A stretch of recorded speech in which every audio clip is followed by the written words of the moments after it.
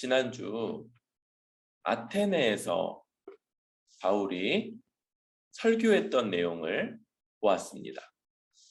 그리고 나서 이제 오늘 아테네를 떠나 고린도라고 하는 유명한 지역에 이르게 되죠.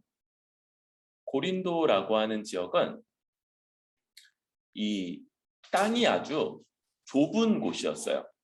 땅이 좁으니까 길쭉하게 돼 있어서 양쪽이 다른 바다가 붙어 있고, 그래서 이 고린도 지역에는 양쪽 바다를 잇는 항구가 있고, 그 어떤 산업이 있냐면 배가 바다로 가려면 삥 돌아가야 되는데, 그쪽은 아주 좁은 그런 땅덩이니까 한쪽 항구에서 배를 올려서 배에서 짐을 다 빼고 배를 땅으로 옮겨주면 다른 쪽 바다까지가 아주 짧으니까 거기로 옮겨주고 돈을 받는, 항구기도 하고 또 이런 산업도 있는 굉장히 발전한 그런 도시였어요.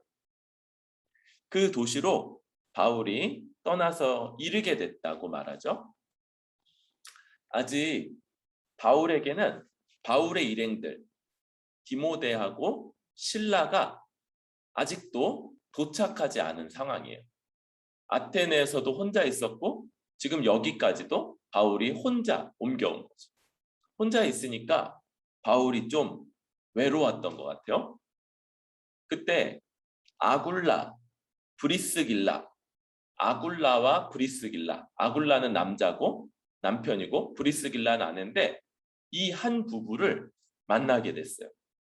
이 부부는 어떻게 하다가 고린도에 오게 됐나 봤더니 원래 고향은 본도라고 하는 곳이에요.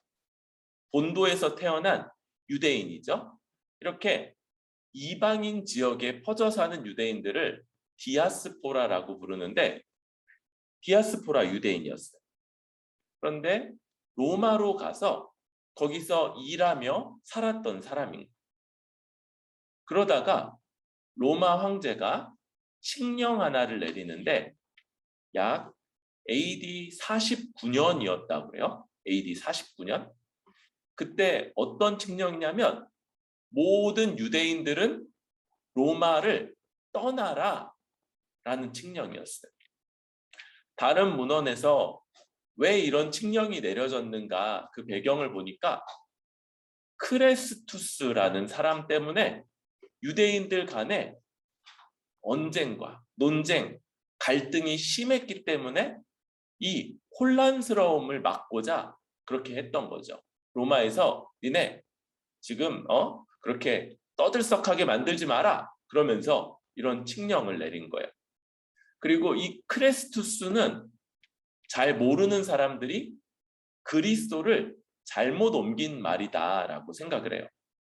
그러니까 예수님에 대한 이 이야기 때문에 유대인들 안에 강한 논쟁, 충돌 이런 것들이 벌어졌고, 이것 때문에 혼란을 막고자 클라우디오 황제가 그런 칙령을 내렸다고 할 수 있어요. 그런 칙령 때문에 로마에서 떠나서 지금 이 아가야라고 하는 지방, 오늘날의 그리스 지방의 고린도에 오게 된 거예요. 거기서 아마 회당에서 만났을 거예요, 이들이. 회당에서 만나서 보니까 하는 일이 같은 거예요. 하는 일, 어떤 거예요? 3절 보니까 천막 만드는 것. 그래서 가죽을 다듬어서 그걸 바느질해서 천막을 만드는 일을, 원래 그게 바울의 일이기도 했고 아굴라도 그런 일을 하니까 둘이 같이 살면서 같이 일하면서 그렇게 있고, 그래서 안식일마다 회당에서 강론을 했고요. 또 그렇게 일하는 그 가게에서 헬라인들을 또 만나면서 여러 이야기들을 하고, 또 천막을 짜면서 그렇게 해서 돈을 벌고, 그렇게 바울이 살았던 거예요.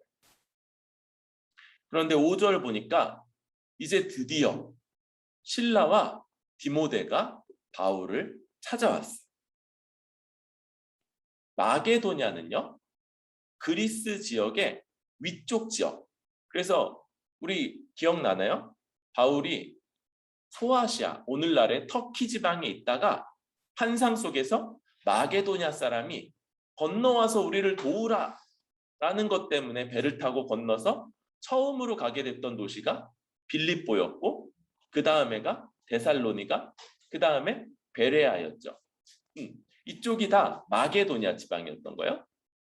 이 마게도냐 지방에서 드디어 바울과 함께하는 신라 디모데가 이제 바울을 찾아서 여기 고린도까지 오게 된 거예요.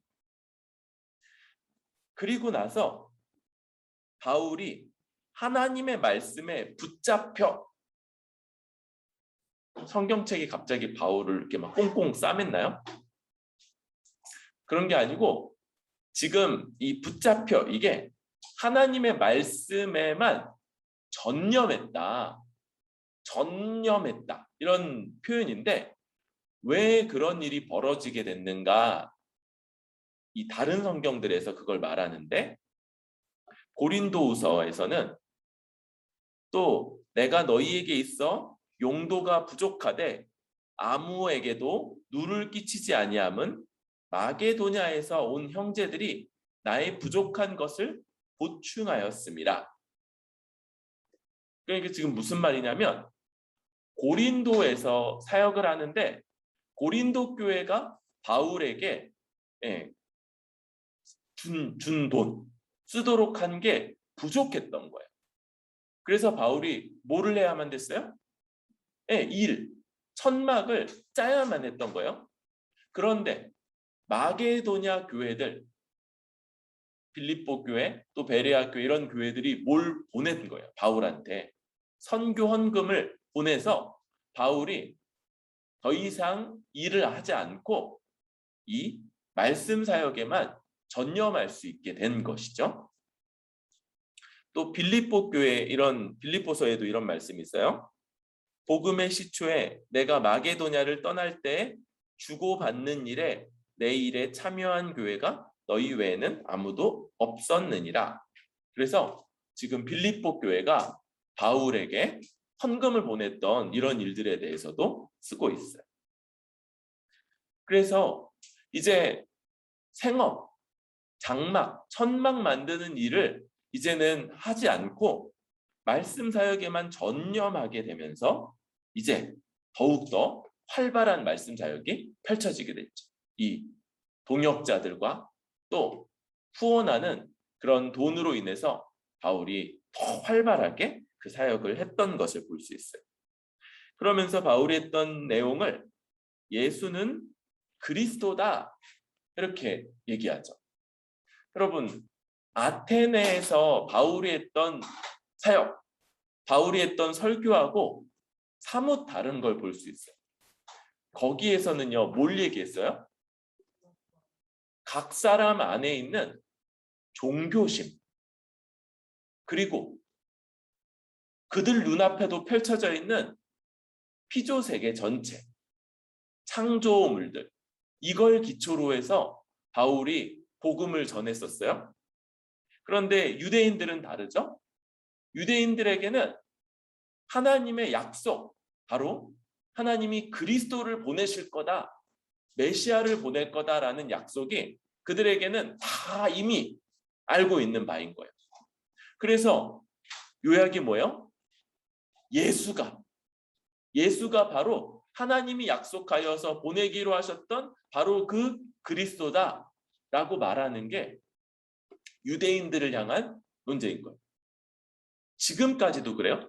지금까지도 유대인들에게 우리는 예수가 하나님이 약속하시고 보내시는 바로 그분이시다 라고 말하고 있는 거고, 유대인들은 아니다.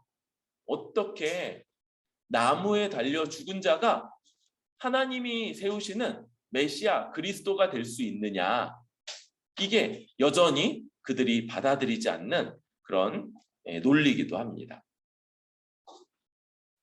그럴 때 그들이 끝까지 비방하고 대적을 해요. 바울이 전하는 말들에 그걸 이제 논박하고 맞서고 그러는 것과 함께 저 바울 비방하는 거죠. 정말 아주 나쁜 사람이다. 우리를 아주 잘못된 길로 빠뜨리는 그런 사람들이다. 라고 이렇게 비방을 해요. 지금 이 한동안에 회당에서의 말씀을 전하는 일들의 결과인 것 같아요.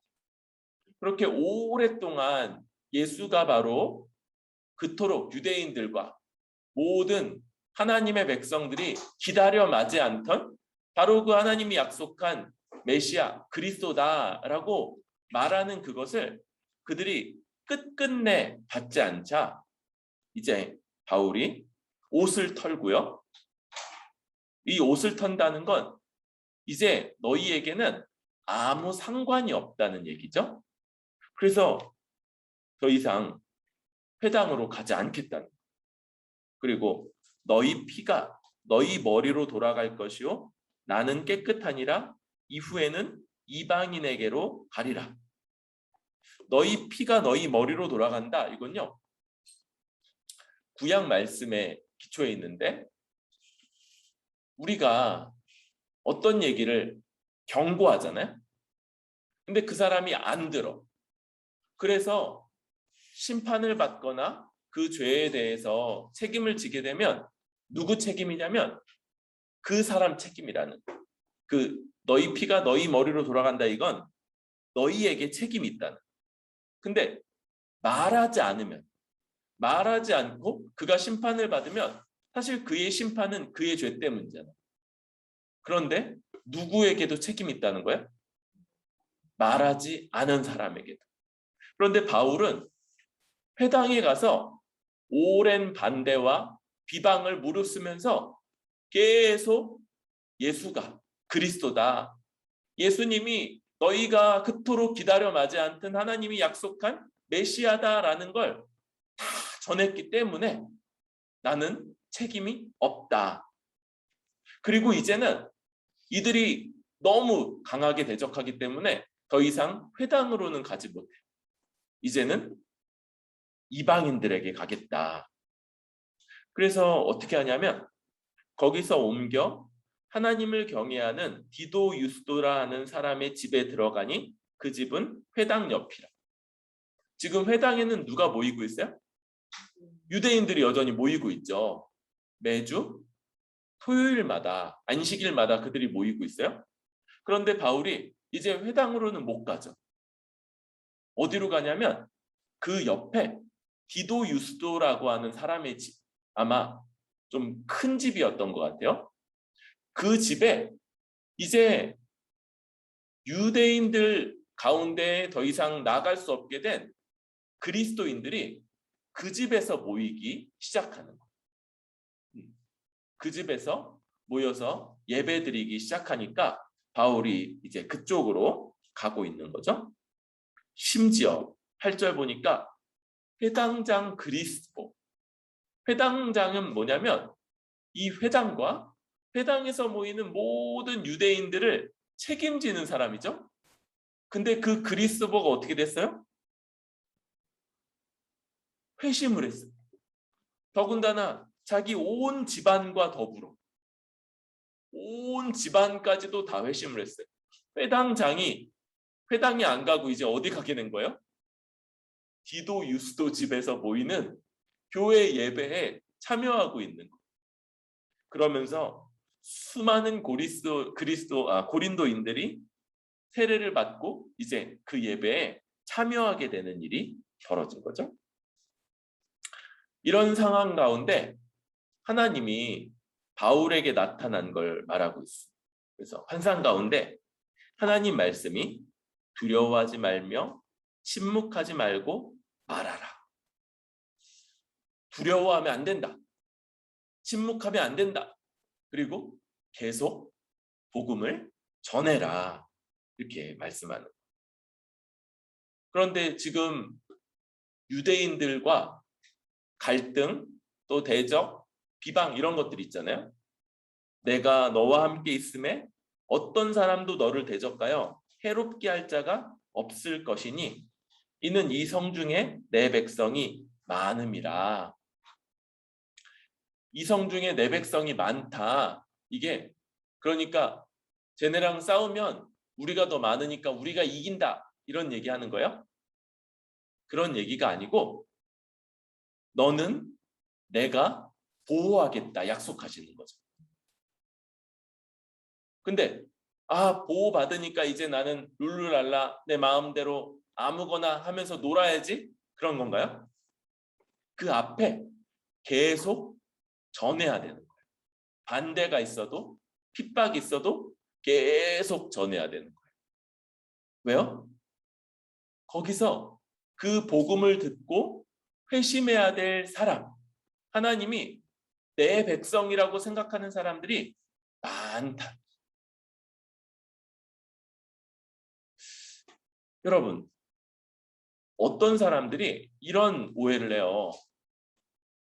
하나님이 정하신 사람은 무조건 다 믿게 돼 있어. 그러니까 우리는 전할 필요가 없어. 우리가 안전해도 하나님이 믿기로 계획하신 사람은 다 믿을 거야. 여러분 이 말 맞나요? 틀리나요? 이 말 이렇게 해주면 틀리다는 생각은 하는데 의외로 아주 많은 분들이 이런 생각, 아주 운명론적인 생각에 빠져 있는 거예요. 여러분 이건 아주 잘못된 생각입니다. 하나님은요, 하나님의 뜻을 따라 수고하고 일하는 우리를 통해서 그런 일들을 하시고자 하시는 거예요. 그래서 성경에서 이런 걸 의의 병기, 의의 도구가 된다고 얘기해요. 우리가 하나님이 하나님의 뜻을 이루어 가시는 도구로서 우리 자신을 내어드리고, 그러니까 하나님이 아주 인격적으로 반응하시는 거예요. 기계적인 게 아니라 우리한테 하나님의 뜻을 알려주시고 그런 좋은 뜻을 이루고자 하시는구나. 그러니까 거기에 우리가 우리 자신을 들여서 헌신해서 수고하면서 그 일을 이루어 가게끔 하는 이런 방식, 이게 하나님의 방식인 거죠. 그래서 하나님이 아직 내 백성이 이 성에 많다. 너희를 통해서 내 말을 들어야 되고 그걸 통해서 돌아와야 될 내 백성이 아주 많다. 이렇게 말씀하시죠. 그래서 바울이 1년 6개월을 머물렀다고. 여러분, 바울이 이렇게 길게 머문 일이 지금까지 없었죠. 아직 없었어요. 지금까지 중에서 가장 길게 고린도에 머물면서 고린도 사람들에게 복음을 전하며 세워가는 그런 일이 나타나게 돼요. 그렇게 오래 머물게 되니까 이제 어떤 일이 벌어지냐면 이 그리스 지역을 아가야 지방이라고 하거든요. 아가야 지방. 이 아가야 지방에 로마 황제가 보내는 총독이 바뀌었어요. 그 사람 이름이 갈리오. 이렇게 다른 사람으로 갈리니까 갈리오 이렇게 바뀌었어요. 그러니까 유대인들이 생각할 때 기회인 거예요. 뭐냐면 새로운 총독이 아직 뭘 잘 다 알기 전에 우리가 빨리 이걸 문제를 제기해서 저 총독이 저 그리스도인들한테 해가 되는 결정을 하게끔 하려고 갈리오가 총독이 되자 유대인들이 일제히 여기 일제히가 우리가 잘 아는 단어인데 호모튀마돈이에요. 호모튀마돈. 이 사람들도 호모튀마돈에서 일제히 지금 일어나서 바울을 대적하면서 법정으로 데리고 가요. 그 갈리오 총독의 법정으로 끌고 가서 고발을 하는 거예요. 뭐라고 소송을 하냐면 이 사람이 율법을 어기면서 하나님을 경외하라고 사람들을 권한다. 이게 유대인들이 바울을 고발하는 내용이에요. 이 사람이 율법을 어기면서 그러면서 하나님을 경외하라고 사람들에게 권하고 있습니다. 이렇게 고발을 하는 거예요. 원래 소송을 하면 고발하는 내용과 거기에 대해서 반박하고 변론하는 내용을 말해야 되거든요. 그래서 바울이 그 반박하는 변론을 하려고 하는데 갈리오가 바울을 막아요. 잠깐, 아직 내가 말하겠소. 그러면서 갈리오가 뭐라고 그래요? 갈리오 총독이 유대인들에게 너희 유대인들아, 만일 이것이 무슨 부정한 일이나 불량한 행동이었으면 내가 너희 말을 들어주는 것이 옳거니와.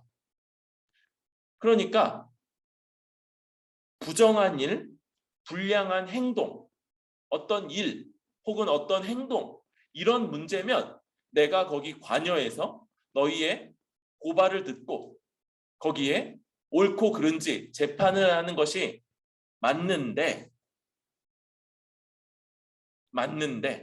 이건 아니라는 거죠. 15절. 만일 문제가 언어와 명칭과 너희 법에 관한 것이면 너희가 스스로 처리하라. 여러분, 이 유대인들도 어떤 문제들을 스스로 재판하고 또 그걸 처리할 수가 있어요. 그런데 왜 유대인들이 자기들끼리 안 하고 이렇게 하는 거야? 이 다룰 수 있는 무게가 다른 거예요. 아가야 총독이 내리는 결정은 어떤 거예요? 아가야 전체, 그리스 지방 전체에 효력을 가지는 그런 일인 거예요. 유대인들이 내리는 건 고작 자기네 회당에서만 통용되는 거죠. 또 정도도 다르죠. 여기서는 뭐 사람을 때리거나 이런 것들을 할 수 있어요. 근데 죽이는 건 불가능. 사형 언도는 오직 저 로마 재판에서만 가능한. 또 어떤 게 있냐면 지금 이 유대인들은요 로마 황제를 숭배해야 되는데 5개 종교는 그걸 면제받았어. 그 중에 유대교가 있는 거예요. 그래서 유대교는 따로 회당에서 모이면서 자기들대로 그렇게 생활을 할 수 있는 그런 게 있는 거예요. 근데 유대인들이 지금 뭘 하고자 하는 거냐면 유대인 법정에서 하면 그거 유대인들 문제라는 거죠. 근데 뭘 하고 싶은 거냐면 쟤네 우리 아니다. 그러니까 쟤네 로마 황제 섬겨야 되는데 근데 안 섬긴다. 이런 식으로 고발을 하고자 하는 거예요. 유대인 문제가 아니고 쟤네 유대인 아니다. 그러니까 네가 총독으로서 여기 관여해서 쟤네들 엄히 좀 해달라 이런 얘기였던 거예요. 그런데 갈리오는 그렇게 안 하죠. 문제가 언어와 명칭과 너희 법에 관한 것이면 너희가 스스로 처리하라. 나는 이러한 일에 재판장 되기를 원하지 아니하노라. 이게 뭐예요? 오 나가야 지방, 고린도, 아덴 여기를 포함하는 그 넓은 지역에 통용되는 판례, 총독의 재판 결과가 된 거예요. 그 의미는 뭐예요? 지금 유대인들이 그리스도인들에서 하는 고발, 그거 로마법에 저촉되는 일이 아니다. 이거 로마 법정에서 다뤄질 만한 생사를 결정하고 로마 황제를 대적하고 로마 제국을 위태롭게 하는 그런 성질의 문제가 아니다. 그거 그냥 너네들 스스로 알아서 결정할 그런 사안이고 로마 법정 가지고 오지 마라. 이런 결정이에요. 다시 말하면 기독교가 로마 법에 저촉되지 않는다는 걸 갈리오 총독이 내려주는 그런 결정이에요. 바로 이런 일들을 통해서 이제 바울뿐만 아니라 누가 보호를 받는 거냐면 아테네에서 또 고린도에서 회심하여서 믿게 된 유대인들과 이방인들이 다 보호를 받게 되는 그런 결정인 거죠. 이런 결정이 내려지자 지금 이 결정을 내리고 너희가 제기한 소송, 너희가 제기한 고발 무효다. 그래서 그들을 유대인들을 법정에서 다 쫓아내고 야 나가 니네 이제 여기 있을 필요 없으니까 빨리 나가. 그래서 쫓겨나니까 유대인들이 뭘 하냐면 17절 회당장 소스데네 이 이전 회당장이 그리스보가 믿고 돌이켜버렸죠. 그러니까 새로운 회당장을 세운 것 같아요. 그 사람이 소스데네. 그리고 이 사람이 무슨 책임이 있는 거예요? 지금 이 바울을 대적해서 고발하고 그를 유죄 판결 내 그런 책임을 갖고 있는 사람이었는데 실패한 거죠. 그러니까 화가 난 유대인들이 자기 회당장을 잡아가지고 막 두드려 패는 어디서? 법정 바로 앞에서. 근데 갈리오가 이 일을 상관하지 않는 그거? 니네 일이니까 니네가 알아서 해. 나는 상관할 바가 아니야. 그러면서 공식적으로 이 예수 그리스도를 믿고 따르는 문제가 로마법에 저촉되지 않는다는 걸 보여주는 그런 모습으로 맞춰지게 됩니다. 나중에 고린도 전서에 보면 1장에 이런 게 나와요. 하나님의 뜻을 따라 그리스도 예수의 사도로 부르심을 입은 바울과 및 형제 소스데네는 고린도에 보내는 편지에 이 소스데네라는 같은 사람 이름이 나오는 걸로 완전히 그렇다라고 확인할 수는 없지만 정보가 부족하니까 그러나 같은 고린도 지방이고 또 이렇게 이름까지 표현하는 건 굉장히 유명한 사람이잖아요. 아마도 이 소스데네가 이렇게 유대인들에게 얻어맞고 오히려 복음을 듣고 열심히 믿고 따르는 형제가 돼서 바울이 그 고린도 교회에 이름까지 써보낼 만한 사람이 되지 않았을까 이렇게 추측을 하기도 해요. 이런 일들이 지금 고린도에서 벌어진 일들이라고 할 수 있습니다. 우리 몇 가지를 좀 살펴본다면요. 먼저 하나님께서 말씀 사역이 계속적으로 펼쳐져 가기를 원하시는 걸 알 수 있습니다.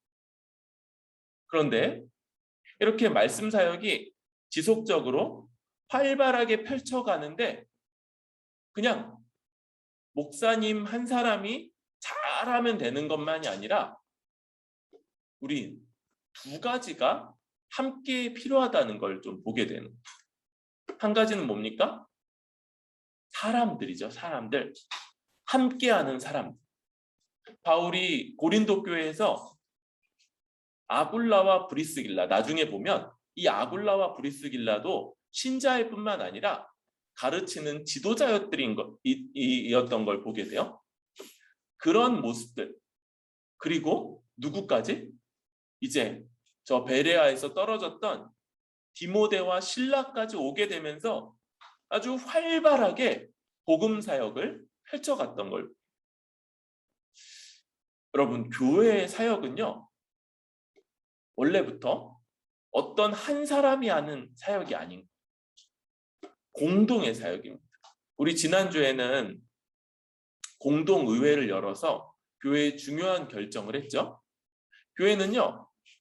어떤 한 사람이 언제나 실수가 있고 연약한 그런 사람이라는 걸 알아요.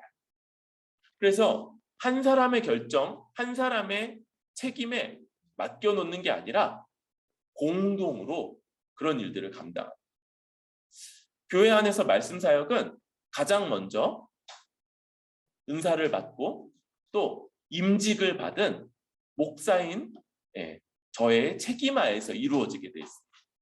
그러나 혼자 하지 않죠? 여러분들 주일학교에서 복음의 기초 누가 가르쳐 줘요? 주이모가. 또 주말에 집에서 자취 잘 때 저녁 시간에 말씀 누구한테 배워요? 엄마, 사모님한테 배우죠. 이렇게 여러 사람들이 함께 할 때 말씀 사역 역시도 아주 든든하게 그렇게 지지를 받고 지탱이 되고 또 교회 안에 세워질 수 있다는 걸 보게 됩니다. 또 한 가지 요소가 있죠. 뭐예요? 재정이에요. 재정.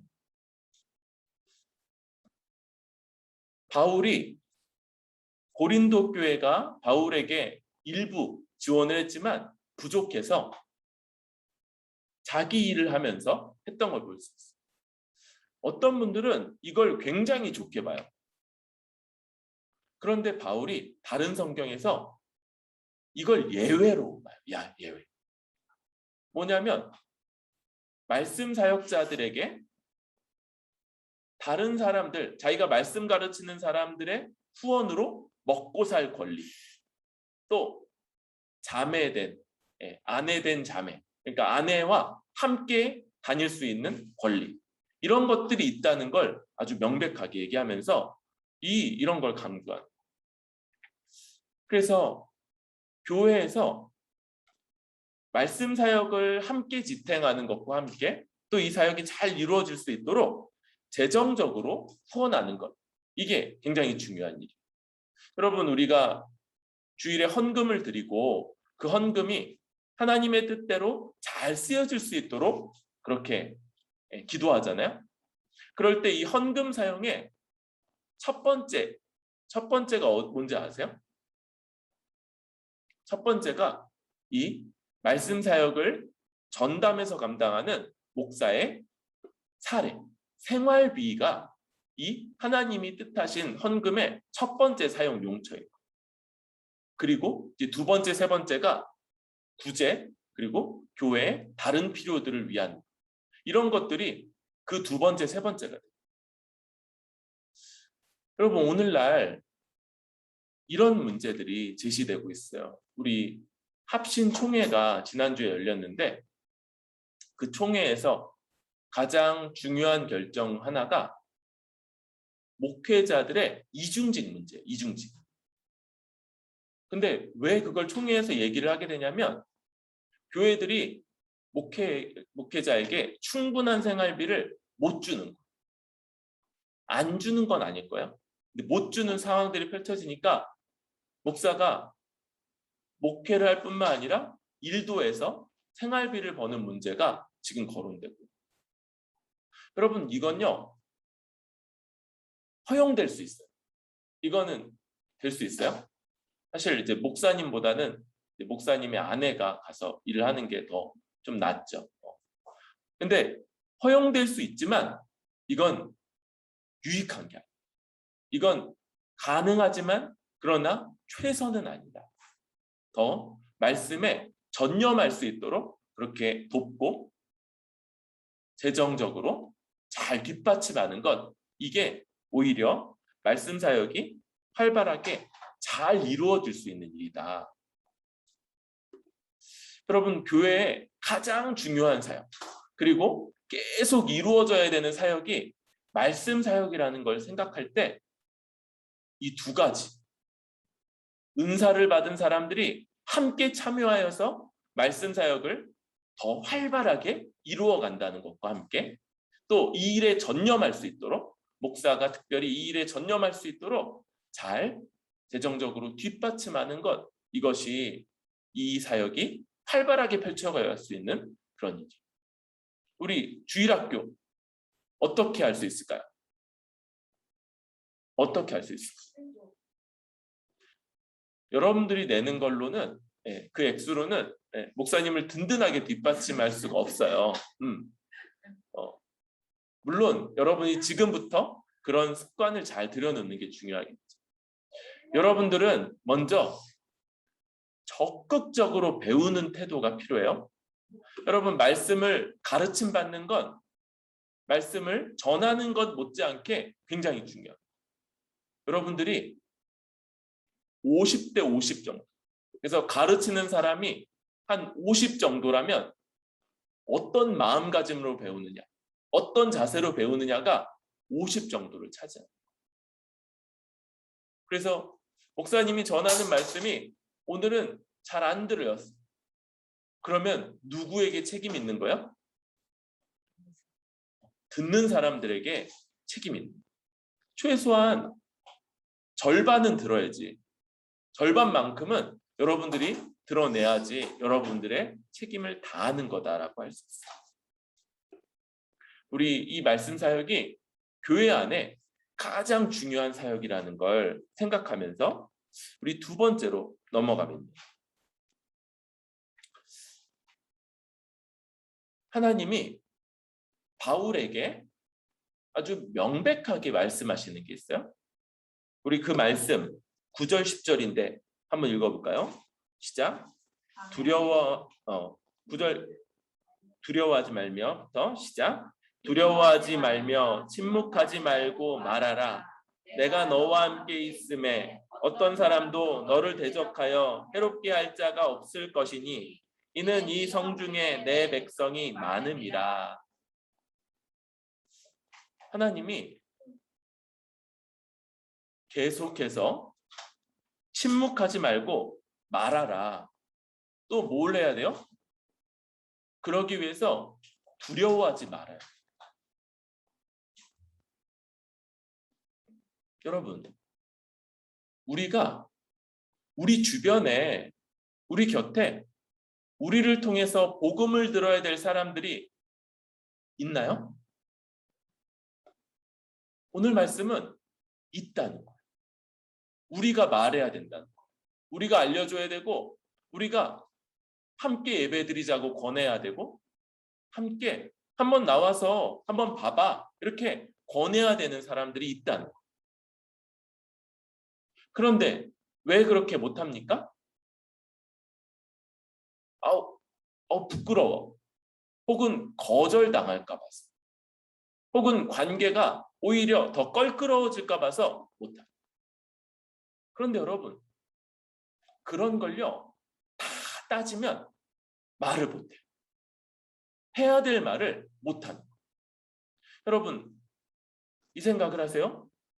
부끄러워지는 것보다 해야 될 말을 하는 게 중요한 거예요. 조심스럽게 하겠죠? 부드럽게 하겠죠? 막 세게 막 얘기하고 너 나랑 같이 우리 교회 안 가면 절교한다? 뭐 이렇게 얘기하면 안 되겠죠? 그런데도 해야 될 말을 하는 게 중요한 거예요. 이미 이야기했죠? 하나님이 말을 했는데 안 듣는 거에 대해서 관계라든지 뭐 이런 거 별로 얘기 안 하세요. 말해야 되는 책임이 있고 그 책임을 다했다면 너는 깨끗하다. 너는 그 피해에 대해서 아무런 책임이 없다. 이렇게 인정하십니다. 반대로 말해야 될 책임이 있는데 말하지 않는 것에 대해서는 그 피해에 대해서 너에게 묻겠다. 이렇게 말씀하십니다. 여러분, 우리는 그런 면에서 두려워하지 말아야 됩니다. 어떤 상황이 벌어질지, 어떻게 반응할지, 민망할지 이런 것들에 대해서 너무 많이 생각할 필요가 없어요. 아니, 그런 생각이 들 때 죽게 맡기는 태도가 필요해요. 여러분, 그런다고 우리가 얻어맞진 않을 거 아니에요? 막 때릴 거예요, 막. 바울은요, 맞았어요. 지금 여기 표현이 안 되고 있는데 고린도서에 보면 40의 하나 가만매, 이 40의 하나 가만매는 몇 대게요? 39대. 근데 왜 39대를 때리냐면 40대를 때리면 죽는다고 생각합니다. 근데 죽이면 돼요, 안 돼요? 안 된다고 그랬죠. 유대인들에게는 사람을 죽일 권한이 없어요. 그러니까 죽기 직전까지만 때리는 거예요. 그게 39대. 여러분 39대를 그냥 이렇게 이렇게 뗐지 이렇게 때리는 게 아니에요. 이렇게 때리는 게 아니에요. 그러니까 한 대 더 때리면 죽을 정도로 때리는 거예요. 한 대 더 때리면 이 사람 죽겠구나 싶을 정도로. 그걸 바울이 몇 번 맞았는지 아세요? 3번. 그렇게 3번. 근데 하나님이 보호하신다 약속하시니까 바울이 그렇게 할 수 있어요. 여러분, 제가 여러분들에게 약속합니다. 네, 여러분들은 117대에 맞지 않을 거예요.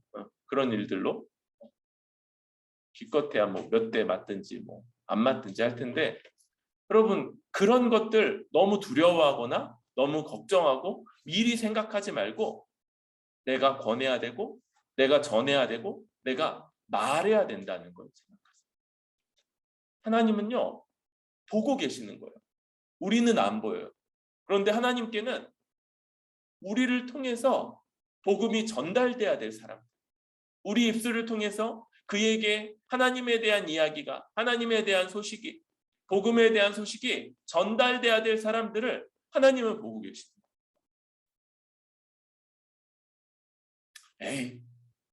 하나님이 정하시면 하나님 뭐 누구든지 믿게 하실 수 있지.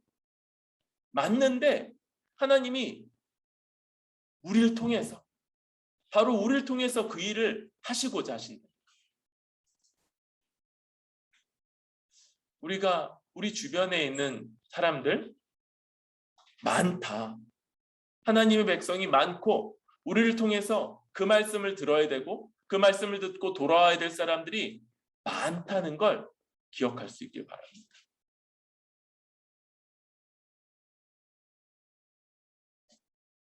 세 번째로, 여러분 그럴 때 이 갈리오 총독의 결정이 아주 중요해요.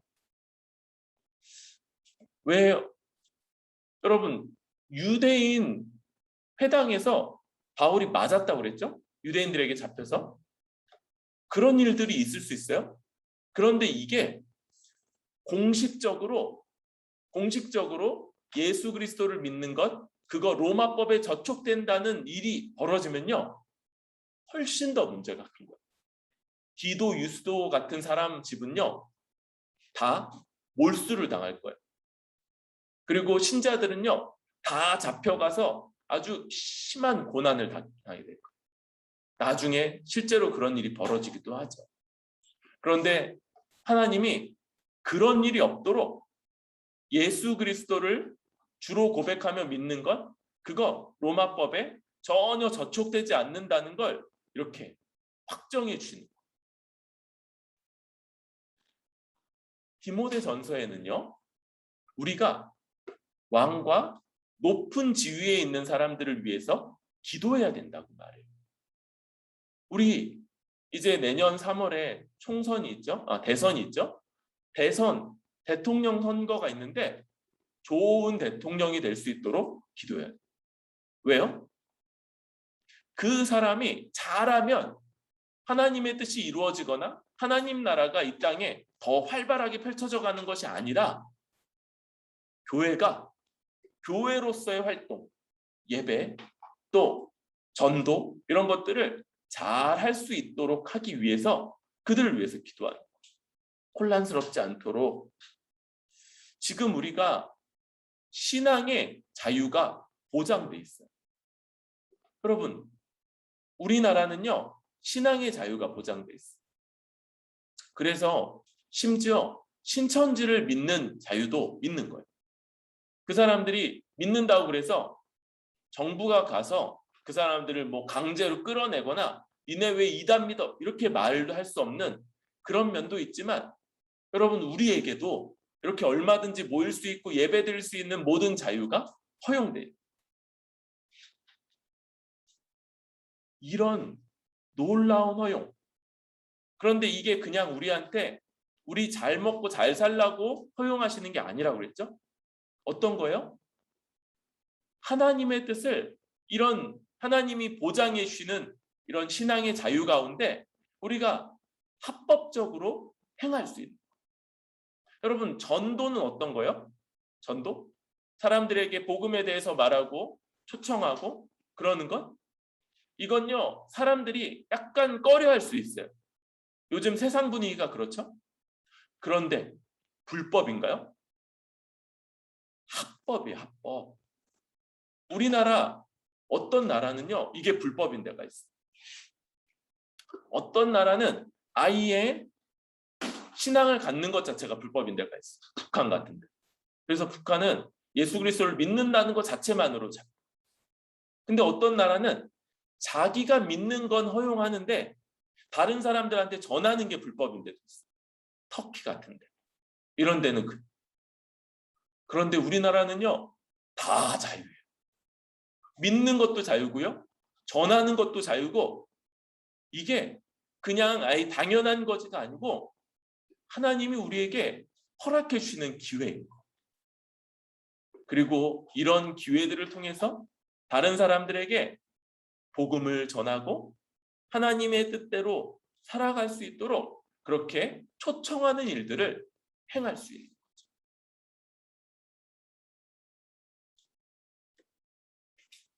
여러분, 그런 말이 있어요.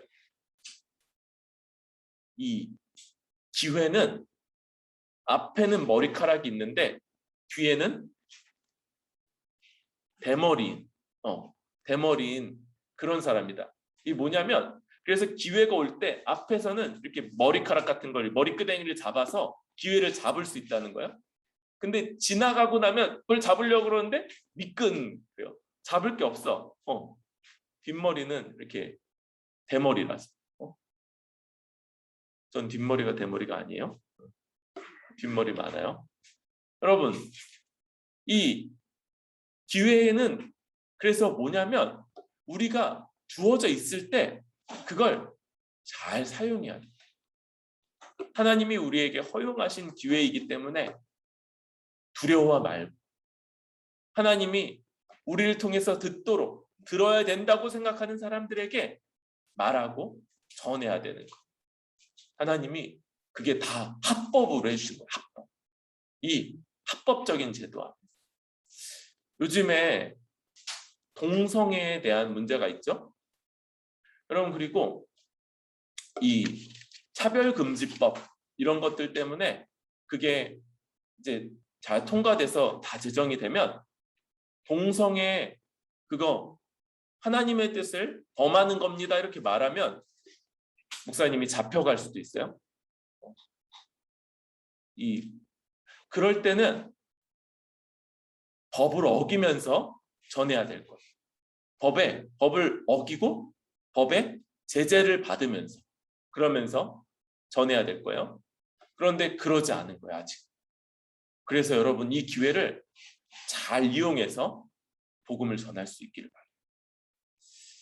마지막으로 한 가지를 더 이야기하고 마치려고 합니다. 그럴 때 여러분, 바울이 고린도에서 전했고 우리가 전해야 될 복음의 내용 뭡니까? 예수가 그리스도다. 예수님이 그리스도다라는 거예요. 여러분, 친구들한테 가서 예수가 그리스도야 이렇게 말하면 여러분 되나요? 그러면 예수님 믿어요? 뭐? 귀에다 대고 예수가 그리스도야 이렇게 말했어? 아니죠? 응? 여러분, 이 얘기는 예수가 그리스도다라는 건 바울이 전한 내용의 요약이지 전체가 아니에요. 이거는 어떤 내용을 가지고 있는 거예요? 여러분, 우리가 전해야 되는 건 뭡니까? 하나님이 세상을 창조하시면서 우리에게 이 복된 하나님 나라, 세 가지 복락을 누리는 이 하나님 나라를 주시고자 하셨다. 그런데 우리가 하나님께 범죄하여서 이 복된 나라를 잃어버리고 그리고 이 땅에서 이렇게 죽음과 가난과 여러 고난들 가운데 살 수밖에 없게 됐지만 하나님이 그리스도라는 사람을 보내셔서 그 일을 다시 회복하실 걸 약속하셨다. 그리고 뭐예요? 우리가 전해야 되는 핵심? 십자가에 못 박혀 죽으시는 그 예수님이 바로 하나님이 약속한 그리스도고, 이제 그분을 믿을 때 하나님이 우리에게 주시고자 원하는 그 하나님 나라에 들어가 복된 삶을 누리게 된다. 그리고 그런 삶을 누리는 세상은 먼 훗날 이루어질 거야? 아니면 이미 시작됐어요? 이미 시작됐어요. 어디에? 바로 교회 안에서 이미 시작됐다. 그래서 우리가 하는 말 뭐예요? 이 하나님 나라를 누리는 우리 교회를 와 보라. 와 보라. 이렇게 말하는 게 바로 예수는 그리스도다라고 말하는 거예요. 우리가 이렇게 하나님 나라와 또 십자가에 못 박혀 죽으시며 부활하셔서 이 주가 그리스도가 되시는 예수님, 그리고 예수님의 십자가 사역이 이루어졌기 때문에 이제 시작된 하나님 나라의 현실, 교회, 바로 이걸 전함으로써 예수는 그리스도다라고 전하는 거예요. 뭘 전해야 될지도 다 알려줬죠? 이제 이런 것들을 전하고, 그러면 안 돼요. 귓속말로 예수가 그리스도예요 이렇게 말하면 안 돼요.